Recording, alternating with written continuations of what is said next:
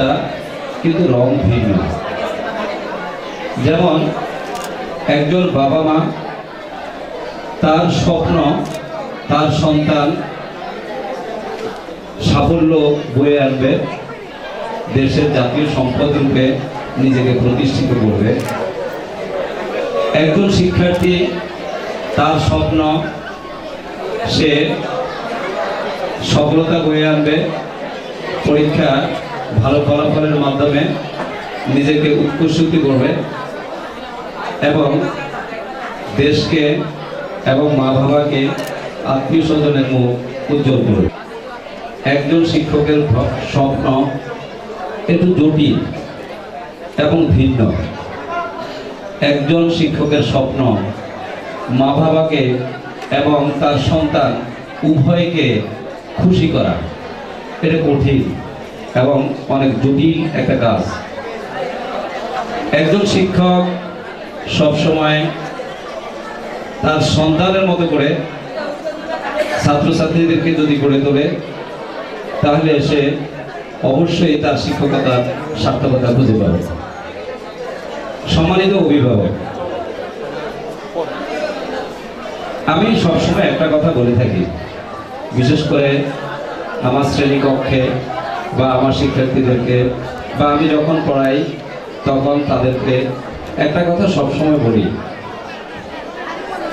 তুমি মানুষের মতো, মানুষ হওয়ার মতো নিজেকে গড়ে তোলো। স্বপ্ন দেখো, আকাশ ছোঁয়া স্বপ্ন দেখো, সে স্বপ্নকে বাস্তবায়ন করার জন্য নিজেকে উজাড় করে দাও। সবসময় বলে থাকি, একজন শিক্ষার্থী তখনই সফল হবে যখন সে সার্থকভাবে একজন শিক্ষকের সাহচর্য লাভ করবে। সেই পরিপ্রেক্ষিতে সকলেরই আশা, প্রত্যাশা এবং স্বপ্ন, এই স্বপ্নকে বাস্তবায়নের জন্য মৌলিক পরিবার সবসময় চেষ্টা করে আসতেছে এবং আসবে এবং ভবিষ্যতেও এই চেষ্টা করে যাবে। সম্মানিত অভিভাবক, নিঃসন্দেহে আপনারা এখানে ভাবতেছেন যে আপনার সন্তান যেন গোল্ডেন জিপিএ পায় এবং একজন শিক্ষার্থী সেও ভাবতেছে আমি যেন গোল্ডেন জিপিএ পাই।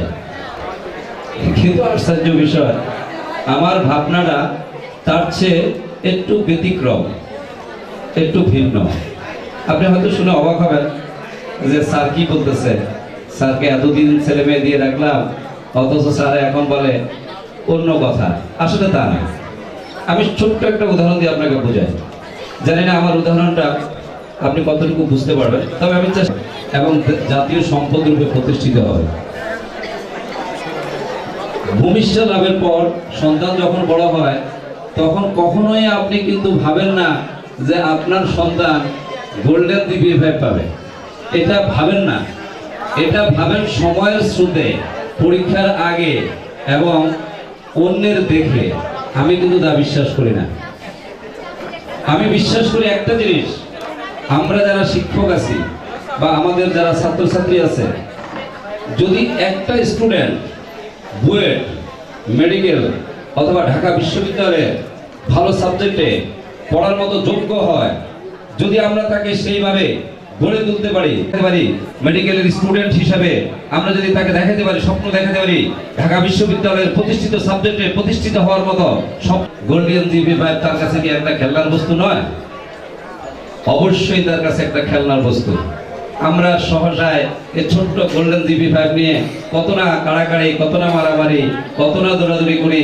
সে সকালে ঘুম থেকে উঠি আর সেই সন্ধ্যা, এমনকি এশার নামাজের পরে আমরা বাসায় ফিরি, শুধু ঘুরে ফিরে গোল্ডেন জিপিএ এর জন্য দৌড়দৌড়ি করতেছি। কোন জায়গায় শর্ট সাজেশন দেয়, কোন জায়গায় প্রশ্ন পাওয়া যাবে, কোন জায়গায় গেলে গোল্ডেন পাওয়া যাবে। আমি অনুরোধ করতেছি, এটা অবাস্তব এবং এটা আপনার সন্তানের ভবিষ্যৎ নষ্টের একটা হাতিয়ার। আপনি কখনোই সন্তানকে এই শিক্ষায় শিক্ষিত করবেন না, তাহলে আপনার সন্তান ওই গোল্ডেন পাবে কিন্তু প্রতিষ্ঠিত হতে পারবে না। এই বছর ঢাকা বিশ্ববিদ্যালয়ের ভর্তি পরীক্ষায় মাত্র 84% স্টুডেন্ট ফেল করছে, যারা ভর্তি হওয়ার মতো যোগ্য নাম্বার অর্জন করতে পারে নাই। শুধুমাত্র 13.something তারা ভর্তি পরীক্ষায় উত্তীর্ণ হয়েছে। তাহলে এরা অবশ্যই জিপিএ 5 পাওয়া ছাত্র। তাহলে এদের এই অবস্থা কেন? এরা আসলে বেসিক্যালি গড়ে উঠে নাই। আমরা যারা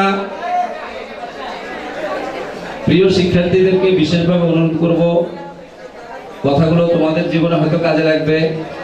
হয়তো একদিন আমি থাকবো না, একদিন তুমি প্রতিষ্ঠিত হবে, একদিন হয়তো স্যারের কথাগুলো তোমার জীবনকে অনেক দূর নিয়ে যাবে। আমি আশা করি আমার কথাগুলো শোনার চেষ্টা করো।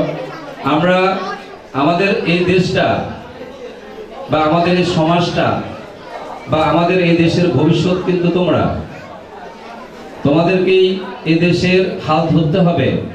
এই দেশের সবকিছু তোমাদের দায়িত্ব নিতে হবে, এবং এই দায়িত্ব যদি এখন থেকে তুমি দায়িত্ববান হও, এখন থেকেই তুমি যদি নিজেকে প্রতিষ্ঠিত করার চেষ্টা করো, তাহলে তুমি সফল হবে, অনেক ভালো লাগবে।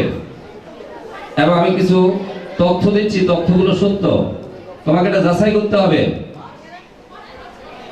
গোল্ডেন জিপিএ 5 মানে এটা একটা সামাজিক প্রতিষ্ঠা করার জন্য। যখন পিএসসি তে গোল্ডেন পায়, তখন ছোট মানুষ এভাবে 2 হাতে 2 আঙ্গুল উঠায়, আঙ্গুলটা একটু নিচে থাকে। যখন উপরে, কারণ লম্বা হয়ে গেছে। এবার যখন এসএসসি তে গোল্ডেন পায়, তখন মোটামুটি ম্যাচিউর, আরো অনেক উপরে উঠে। এবার যখন ইন্টারমিডিয়েটে গোল্ডেন পায়, তখন অনেক উপরে হাত উঠে। বিচ্ছিন্ন দুর্ভাগ্য, ভর্তি পরীক্ষা যখন ফেলিউর হয়, তখন 2 পা উপরে উঠে মাথা নিচে থাকে।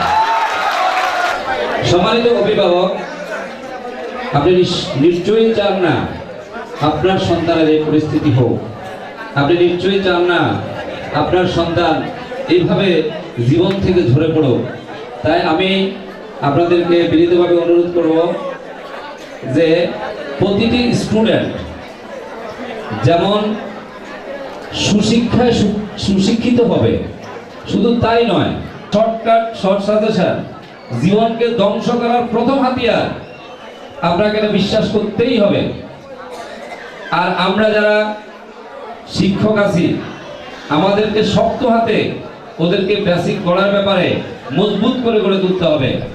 আমি ব্যক্তিগতভাবে আমার প্রতিটি ক্লাসে প্রত্যেকটা স্টুডেন্টকে এই কথাগুলি বলি, সব সময় বলি যে দেখো, আমার বিশ্বাস তোমার সাথে আমার দেখা হবে বুয়েট ক্যাম্পাসে, তুমি স্টুডেন্ট হিসাবে তোমার সাথে আমার দেখা হবে মেডিকেল স্টুডেন্টের ছাত্রছাত্রী হিসাবে, তোমার সাথে আমার সাথে দেখা হবে ইনশাআল্লাহ ঢাকা বিশ্ববিদ্যালয়ের সর্বোচ্চ যে বিষয়গুলো আছে সেই প্রতিষ্ঠিত বিষয়গুলোতে তোমার সাথে দেখা হবে।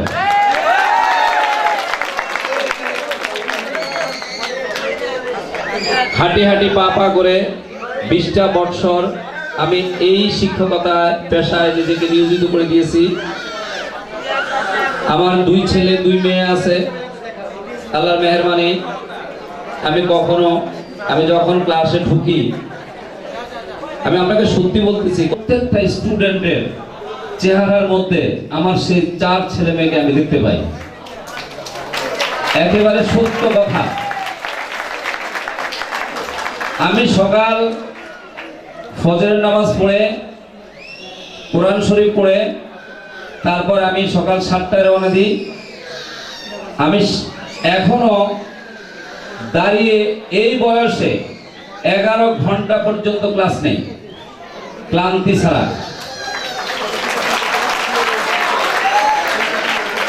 আমার জানা নেই বাংলাদেশে অন্য কোনো কোচিং সেন্টারে পরিচালক এত কষ্ট করেন কিনা, সেটা আমার জানা নেই।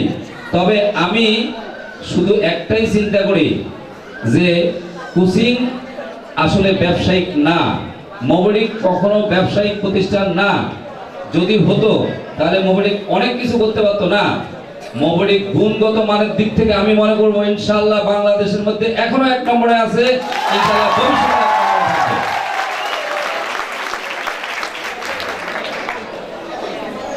সম্মানিত অভিভাবক,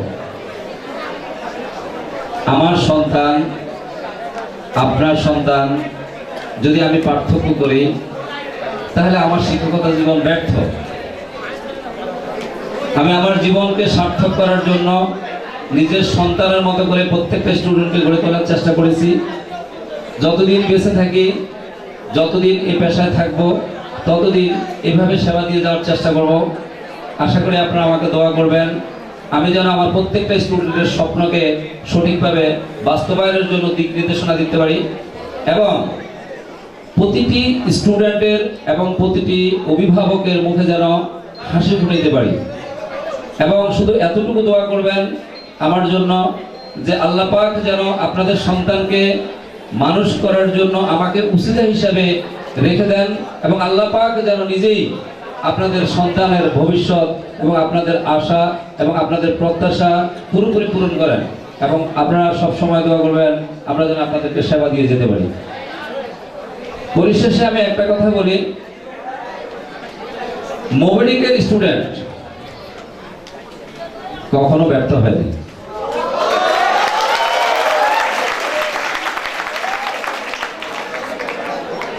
আপনি শুনে খুশি হবেন, এই বছর মোবাইল কোচিং সেন্টারের 27 জন স্টুডেন্ট যারা বুয়েটে সুযোগ করে নিয়েছে, তারা এখানে 2-1 জন উপস্থিত আছে, আর বাকিদের আসার কথা ছিল, কিন্তু তারা যেহেতু ওদের 27 তারিখ থেকে বুয়েটে ক্লাস শুরু, তাই ওরা কক্সবাজার আছে এবং ঘুরতে গেছে, ডেটটা অড হয়ে গেছে। ওরা একটা টাইম দিছিল বুয়েটে EEE ডে হয়। আমি আমার অভিজ্ঞতা থেকে বলতেছি এবং আপনাদেরকেও আমার অভিজ্ঞতাটা শেয়ার করতেছি। আপনি আপনার সন্তানকে সবসময় স্বপ্ন দেখাবেন, বকা দিবেন না, মাইর দিবেন না, স্বপ্ন দেখাবেন। কারণ মেরে যদি লেখাপড়া করানো যেত, শাসন করে যদি লেখাপড়া করানো যেত, তাহলে শিক্ষকের পরিবর্তে মানুষ ব্যাত ব্যবহার করত এবং ব্যাত বিক্রি হতো, কিংবা স্কুলে শিক্ষকের পরিবর্তে ব্যাত নিয়োগ দেওয়া হইতো।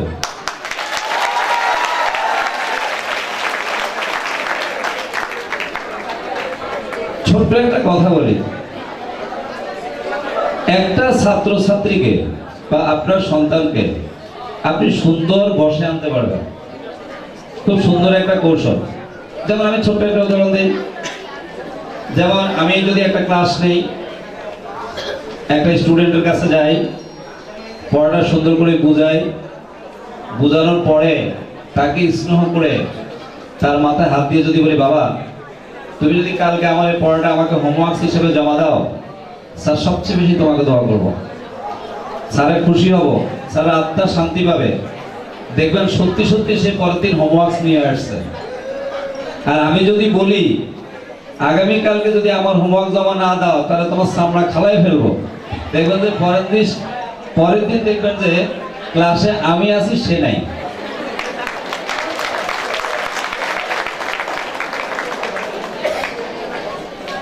একটা ছাত্রছাত্রীকে সবচেয়ে বড় ব্যাপার হলো, আমারও ছেলে আছে, আবার ছেলেরা একটু, যদিও ছেলেরা এখন মাইন্ড করবে, বকা দিবে মনে মনে, যাক যাই হোক, ওরা একটু উলনসন্ডি হয়, বকা শুরু করছে মনে মনে যে মাইন্ড স্যার এখন আমাদের গালি দিচ্ছে। আসলে সবসময় আপনি খেয়াল করবেন, একটা মেধাবী স্টুডেন্ট সবসময় চঞ্চল হবে, এটা সত্যি কথা। কারণ কি? কারণ হলো সে কম সময়ে পড়াটা খুব সহজে আয়ত্ত করে ফেলে, খুব কম সময়ে তার পড়াটা হয়ে যায়, পরে অবশিষ্ট অংশটুকু সে অন্য কাজে ব্যয় করে, যেটা আপনার চক্ষু সুর হিসাবে কাজ করে। তখনই ওরে বকা দেন, তুই বকাতে তুই নষ্ট হয়ে গেছ, লেখাপড়া কাজ না, শয়তান, বান্দর, দুনিয়ার সব কিছু। পড়াটা কভার করার পর অতিরিক্ত সময়টা সে অন্য কাজে ব্যয় করে।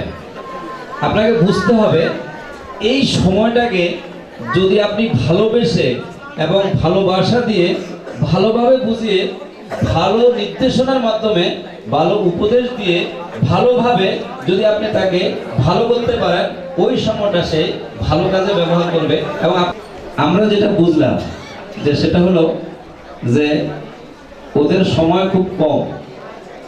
যেমন আমাদের শিক্ষার্থী যারা আছে এখানে উপস্থিত, অনেকে আসতে পারে নাই, তাদের জন্য শুভকামনা। যারা উপস্থিত আছে আপনি নিশ্চিত থাকবেন, জানেন আল্লাহ পাক হয়তো কবুল করবেন।